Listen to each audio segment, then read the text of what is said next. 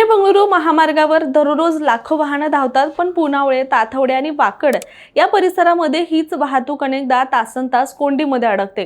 वाढती लोकसंख्या, हिंजवडी आटीपारकडे जाणारी प्रचंड वर्दळ आणि अपुरे क्रॉसिंग पॉइंट्स यामुळे हा पट्टा वाहतूक कोंडीचा हॉटस्पॉट बनलाय आणि यामुळे या भागांमध्ये अपघाताचा धोका सुद्धा प्रचंड जाणवतो।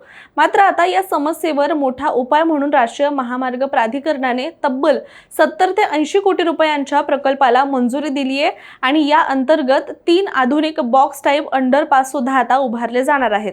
पण हे अंडरपास नेमके कुठे होणार, त्यांची गरज का भासली आहे आणि यामुळे हजारो वाहन चालकांचा प्रवास किती बदलणार, या सगळ्याबद्दलच आजच्या व्हिडिओमध्ये जाणून घेऊया। नमस्कार, मी रामेश्वरी आणि तुम्ही पाहताय कट टू कट। गेल्या अनेक वर्षांपासून पुणे बंगळुरू राष्ट्रीय महामार्गावरील वाकड, पुनावळे, ताथवडे हा पट्टा वाहतूक कोंडीसाठी कुप्रसिद्ध बनलाय।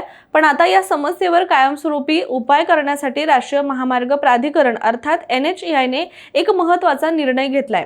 पुणे बंगळुरू महामार्ग म्हणजेच NH48 वर पुनावळे ते ताथवडे दरम्यान तब्बल 3 नवीन बॉक्स टाइप अंडरपास उभारण्यास मंजुरी देण्यात आली असून या कामासाठी सुमारे 70 ते 80 कोटी रुपयांचा खर्च अपेक्षित असल्याचं बोललं जात आहे। दरम्यान यामध्ये गुड न्यूज अशी आहे की या प्रकल्पासाठी निविदा प्रक्रिया सुद्धा सुरू झाली असून लवकरच याच्या प्रत्यक्ष कामाला सुद्धा सुरुवात होण्याची अपेक्षा व्यक्त केली जाते। मात्र हा प्रकल्प नेमका किती मोठा आहे, या अंडरपासची गरज का निर्माण झाली आहे, शिवाय बॉक्स टाइप अंडरपास म्हणजे नेमकं काय आणि या प्रकल्पामुळे प्रत्यक्षात कोणाला फायदा होणार, याबद्दल आता आपण टप्प्याटप्प्याने बोलूयात।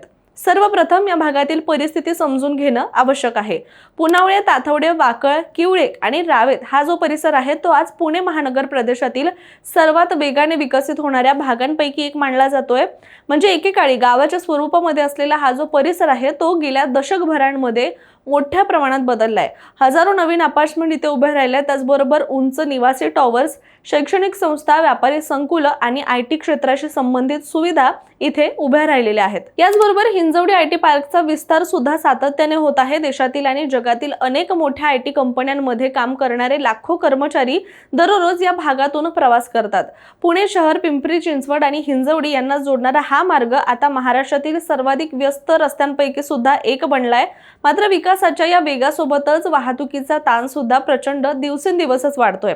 आता हजारो नवीन कुटुंब या भागामध्ये स्थायिक झाल्यामुळे वाहनांची संख्या झपाट्याने वाढली आहे, परंतु रस्त्याची क्षमता आणि क्रॉसिंग पॉइंट्स मात्र त्याच वेगाने वाढलेले नाहीयेत। परिणामी महामार्ग आणि सर्व्हिस रोडवर वाहतुकीची कोंडी हा दैनंदिन जीवनाचा सुद्धा आता डोकेदुखीचा भाग बनलाय। त्यात सध्या पुनावळे आणि ताथवडे परिसरामध्ये फक्त 2च अंडरपास उपलब्ध आहेत आणि या 2 अंडरपासच्या माध्यमातून स्थानिक वाहतूक महामार्गाच्या एका बाजूकडून दुसऱ्या बाजूला जाते, परंतु वाहनांची संख्या इतकी वाढली आहे की हे अंडरपास आता अपुरे पडू लागलेत। अनेकदा स्थानिक वाहतूक अंडरपासच्या प्रवेशद्वारांपर्यंत लांबच लांब रांगा लागतात, त्याचबरोबर त्या रांगांचा परिणाम सर्व्हिस रोडवर होतो आणि नंतर ती कोंडी जी आहे ती मुख्य महामार्गापर्यंत येऊन पोहोचते आणि यामुळे केवळ स्थानिक नागरिकच नव्हे तर मुंबई, पुणे, सातारा, कोल्हापूर आणि बंगळुरूकडे जाणाऱ्या लांब पल्ल्याच्या वाहनांसुद्धा याचा मोठा फटका बसतोय आणि सगळ्यात मोठा जो धोका आहे तो अपघाताचा आहे। आणि म्हणूनच या समस्येवर उपाय म्हणून 3 नवीन अंडरपास उभारण्याचा निर्णय आता घेण्यात आलाय। पण हे अंडरपास सामान्य भुयारी मार्गांसारखे नसणार आहेत, त्याची रचना जी आहे ती बॉक्स टाइप अंडरपास अशी केली जाणार आहे। आता अनेकांना प्रश्न पडेल की बॉक्स टाइप म्हणजे नेमकं काय, तर पारंपरिक अंडरपास बांधण्यासाठी मोठ्या प्रमाणात खोदकाम करावं लागतं। अनेक वेळा महामार्गावरील वाहतूक त्यासाठी वळवावी सुद्धा लागते, शिवाय बांधकामासाठीचा जो आहे वेळ त्यासाठी जास्त द्यावा लागतो आणि खर्च सुद्धा वाढतो। पण बॉक्स टाइप अंडरपास मध्ये मोठ्या कॉन्क्रीटच्या चौकोनी संरचना वापरल्या जातात आणि यापैकी अनेक भाग हे आधीच कारखान्यांमध्ये तयार केले जाऊ शकतात, त्यानंतर ते प्रत्यक्ष ठिकाणी बसवले जातात आणि त्यामुळे या पद्धतीचे अनेक फायदे सुद्धा आहेत। म्हणजे यासाठी वेगळं खोदकाम कमी करावं लागतं, त्याचबरोबर बांधकामाचा कालावधी जो आहे तो कमी होतो, महामार्गावरील वाहतूक कमीत कमी विस्कळीत होते आणि जे काम आहे ते सुद्धा लवकरात लवकर म्हणजे जलद गतीने सुद्धा पूर्ण करता येत आहे आणि भविष्यातील देखभालीचा खर्च जो आहे तो देखील तुलनेनं कमी राहतो। म्हणजेच या प्रकल्पामध्ये केवळ नवीन अंडरपास बांधले जाणार नाहीत तर आधुनिक अभियांत्रिकी तंत्रज्ञानाचा सुद्धा यामध्ये वापर केला जाणार आहे। आता या या प्रकल्पाला मंजुरी मिळण्यामागे केंद्रीय रस्ते वाहतूक आणि महामार्ग मंत्री नितीन गडकरी यांचा अलीकडील पुणे दौरा सुद्धा यासाठी महत्त्वाचा मानला जातोय। कारण पुण्यातील विविध रस्ते आणि पायाभूत सुविधा प्रकल्पांचा आढावा घेताना त्यांनी या मार्गावरील वाहतूक समस्येची सुद्धा माहिती घेतली होती आणि त्यानंतर या कामाला गती मिळाल्याचं देखील सांगितलं जात आहे। विशेष म्हणजे या प्रकल्पाचा फायदा केवळ पुनावळे किंवा ताथवडेपुरता मर्यादित राहणार नाहीये, तर वाकड, त्याचबरोबर किवळे, रावेत, ताथवडे आणि पुनावळे यासह इतर पिंपरी चिंचवडच्या भागामधल्या सुद्धा परिसराला याचा फायदा होणार आहे। शिवाय 10 ते 12 गावांमधील नागरिकांना याचा थेट लाभ सुद्धा आता घेता येणार आहे। शिवाय हजारो विद्यार्थी, कर्मचारी, व्यावसायिक, माल वाहतूक, वाहन चालक आणि स्थानिक रहिवाशांचा प्रवास अधिक जलद आणि सुरक्षित होणार आहे। तसंच भविष्यामध्ये सुद्धा या परिसरामध्ये आणखी मोठ्या प्रमाणावर नागरीकरण होणार आहे। नवीन गृहनिर्माण प्रकल्प येऊ शकतात, व्यावसायिक केंद्र उभे राहू शकतात, त्याचबरोबर उद्योग उभे राहू शकतात आणि त्यामुळे वाहतुकीचा ताण आणखी वाढणार हे सुद्धा निश्चित आहे। आणि अशा परिस्थितीमध्ये हे जे 3 अंडरपास आता उभारले जात आहेत ते सुद्धा भविष्यातील गरजा लक्षात घेऊन उभारले जाणार असल्याने त्याचं महत्त्व जे आहे ते अधिकच वाढणार आहे। मात्र नागरिकांनी प्रशासनासमोर एक महत्त्वाचा मुद्दा सुद्धा मांडलाय आणि तो असा आहे की या भागातील काही अंडरपासमध्ये पावसाळ्यात पाणी साचण्याची समस्या वारंवार उद्भवते, त्यामुळे वाहतूक ठप्प होते आणि अपघाताचा धोका पुन्हा एकदा वाढतो।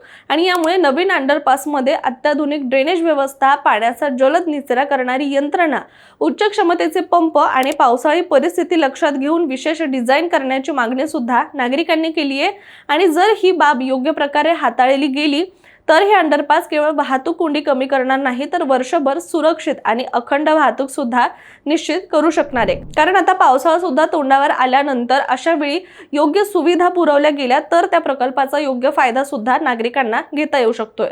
आता NH48 हा केवळ पुणे आणि बंगळुरू जोडणारा महामार्ग राहिलेला नाहीये, तर हा देशाच्या आर्थिक हालचालींना सुद्धा गती देणाऱ्या सर्वात महत्त्वाच्या महामार्गांपैकी एक आहे। कारण दररोज इथे हजारो माल वाहतूक ट्रक, त्याचबरोबर बस, खासगी वाहनं आणि IT कर्मचाऱ्यांची वाहनं सुद्धा याच मार्गावरून प्रवास करतात।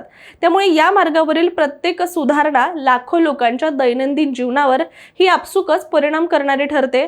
आणि म्हणूनच 70 ते 80 कोटी रुपयांचा हा प्रकल्प केवळ 3 अंडरपास बांधण्याचा प्रकल्प नाही, तर हा पुणे आणि पिंपरी चिंचवडच्या वेगाने वाढणाऱ्या उपनगरांना भविष्यासाठी तयार करण्याचा प्रयत्न मानला जातोय। त्यामुळे आता सर्वांच्या नजरा निविदा प्रक्रिया पूर्ण होण्याकडे लागलेल्या आहेत। कारण अनेक वर्षांपासून वाहतूक कोंडीचा त्रास सहन करणाऱ्या लाखो नागरिकांसाठी हे 3 अंडरपास मोठी आशा देणारा सुद्धा प्रकल्प ठरणार आहे।